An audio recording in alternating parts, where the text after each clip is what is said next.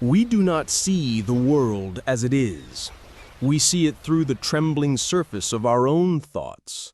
Desire pulls the image one way, fear bends it another, until what remains is not truth, but a portrait of our own unrest. What would it mean to see without distortion? To behold reality unbent by longing, untouched by dread? The sages tell us, the mind is a mirror. It does not create the shapes it reflects, but over time, dust settles upon it. This dust is not made of earth and air, but of assumptions, attachments, the residue of old wounds, the fine particles of memory that cling to every moment of perception. We grow so accustomed to looking through this haze that we mistake it for the nature of reality itself. Chuang Tzu offers a different way. He says, "Let the mirror be still. Stop polishing it with the restless hand of the will, which only scratches its surface. Instead, let the dust fall away by its own accord, through the settling of the heart, through the letting go of the urge to grasp and reject. This stillness is not the stillness of death, nor the apathy of withdrawal. It is the stillness of a pond before dawn, holding the reflection of the moon without clinging to it.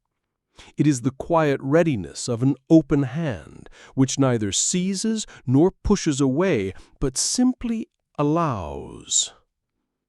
Most of us do not realize how much of our seeing is an act of interference. When something pleases us, we chase it into the future. When something frightens us, we wrap it in layers of resistance. Every movement of mind adds a ripple to the surface of perception, and the world we see is no longer the one that is, but the one we have made. Clarity is not achieved by adding more thoughts, more knowledge, more control, but by allowing what is false to fall away. The mind, in its natural state, needs no improvement. Like a mirror, it was born flawless. It is only the dust of misperception that obscures its light. This is why the still mind sees more truly than the busy mind. It does not try to anticipate or to explain. It does not hunger for meaning, nor tremble before uncertainty. In stillness, it reflects things as they are, and in doing so, it becomes a silent companion to truth. But here lies the challenge. The dust is not only on the mirror, we have grown attached to it. We mistake the dust for ourselves, for our identities, our histories, our certainties. To let the dust fall is to allow parts of the self we have long cherished to dissolve. And so we cling to the very obscurity that blinds us. The path Chuang Tzu points to is not one of effort in the ordinary sense, but of a subtler labor, the willingness to stop interfering, to let the river clear itself by ceasing to stir its bed, to allow the mirror to rest until the last trace of distortion slips away. And so the question emerges, if we could truly see without distortion, without the lens of fear or desire, would we even recognize the world we live in? Or would it be as if we had been blind all along and only now opened our eyes to a light we cannot name?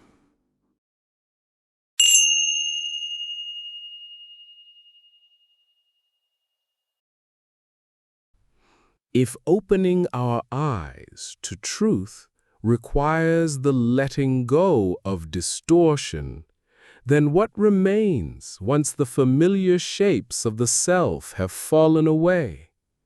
At first, the mind resists this question. It clings to its patterns like a hand gripping the last branch over a precipice. Without the constant hum of thought, It fears emptiness. Without the steady pulse of desire and resistance, it feels unmoored. We have been taught to live in a constant state of reaction, to measure the world by its impact on us. To step away from that is to step into a silence that seems almost unbearable, until we notice that it does not harm us.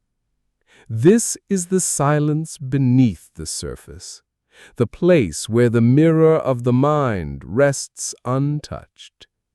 Here, reality does not arrive in fragments, labeled and judged.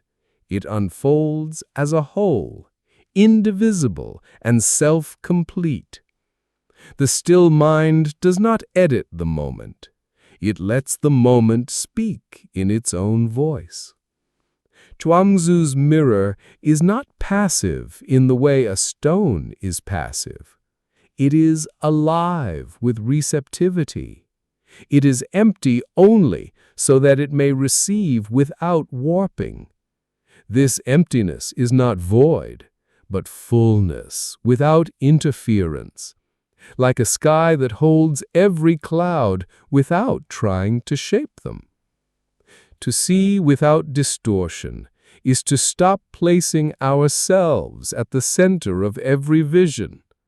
This is where clarity emerges, in the disappearance of the lens we have mistaken for the eye. In that absence, something else begins to see, something not bound by the stories of me and mine. Meister Eckhart spoke of this as the eye with which I see God being the same eye with which God sees me, not two, but one seeing. The difficulty is that our conditioning whispers endlessly. Interpret, evaluate, defend, desire. We have been trained to turn the living present into an object, to store it in the attic of memory, to compare it against an ideal. This process is so automatic that we do not notice its cost. The living moment dies the instant we touch it with the restless hand of the self. Yet, when the mirror rests, a subtle shift occurs. The senses seem to drink in more of the world. Colors deepen. Sounds stretch into silence. The air itself feels heavier with presence. This is not magic, but the return of attention to its natural state, undivided, ungrasping. Stillness does not come through force. Try to still the mind by will alone, and you will find yourself chasing ripples across the water. It comes through release, the kind of release that happens when we stop wrestling with what is. When we see the futility of trying to polish the mirror with movements that only smudge it further, we set the cloth down. And then, almost without noticing, the dust begins to fall away. There is a paradox here. The less we try to grasp reality, the more it reveals itself. The less we demand from the moment, the more it offers. We are like travelers who, having searched everywhere for the path, discovered it was the ground beneath their feet all along.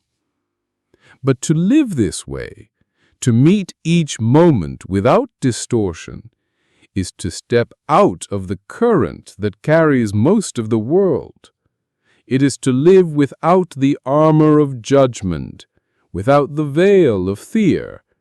And this demands a kind of courage that is not about conquest, but about surrender. And so the question rises again, sharper now, more urgent. If we could sustain this clarity, this quiet seeing, How would it change the shape of our lives? What choices would fall away? What illusions would dissolve? What truths would stand before us naked and unshakable?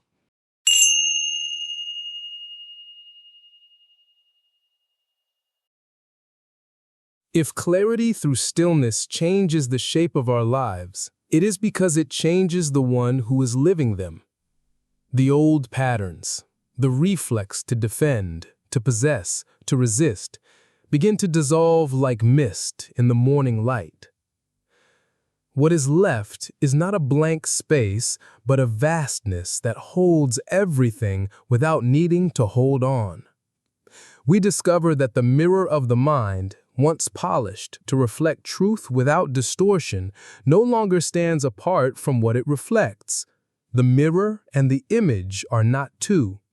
Seer and seen dissolve into a single, undivided presence. This is not an idea to be grasped, but a shift so quiet it can only be noticed in the absence of striving. It is here that the world begins to reveal itself as it truly is, not as a collection of objects for us to measure, not as a backdrop to our private dramas, but as a living totality, breathing us into existence with the same care it gives to the mountains, the rivers, the wind moving through the grass. The air touches the skin without preference. The sunlight falls equally on all things. In such seeing, desire and fear lose their grip. We no longer chase after what might complete us, nor run from what might diminish us. We see that the self we have been guarding is as fluid as the clouds, sometimes bright, sometimes heavy, always passing. And in this seeing, a deep trust takes root. We understand, perhaps for the first time, that there is nothing outside the moment that can give us what the moment already contains. Chuang Tzu's teaching was never about adding something new, but about removing the film that blurs the glass. The polishing is not a project of acquisition, but of release. And when the last trace of dust falls away, the mirror itself vanishes, leaving only the vast openness of reality seeing itself. From here, life does not become free of movement, but movement is no longer driven by distortion. Choices arise without the tight hand of the ego shaping them. Joy appears without being summoned, and sorrow is felt without the mind turning it into a cage. We live as the river flows, without effort, without resistance, without the need to be anything other than what we are in this breath, in this step, in this glance. And so, the journey of polishing the mirror is both the work of a lifetime and the simplest thing in the world. It asks nothing more than this: to be here, undivided, in the unrepeatable now. To let reality pass through us unwarped, and to trust that what remains is enough. If this reflection has stirred something within you, a stillness, a question, a small clearing in the fog, let its ripples reach further. Share it with those whose hearts might also be seeking clear water. Leave your presence here by liking this offering and walk with us as we continue this journey. Your subscription is simply a way of saying, I am here too. And perhaps, in the quiet between these words, you may feel the mirror dissolving and see that there was never a separation to begin with.